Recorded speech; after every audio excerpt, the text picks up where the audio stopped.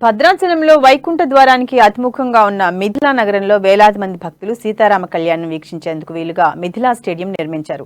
ఆ మైదానం సీతారాముల కళ్యాణ మహోత్సవ వేడుకలకు సిద్ధమవుతోంది. మండపాన్ని భక్తులు సందర్శించేటప్పుడు మనసుకు దివ్యలోకాలు వెళుతున్నామా అని అనిపించేలా ముస్తాబు చేశారు.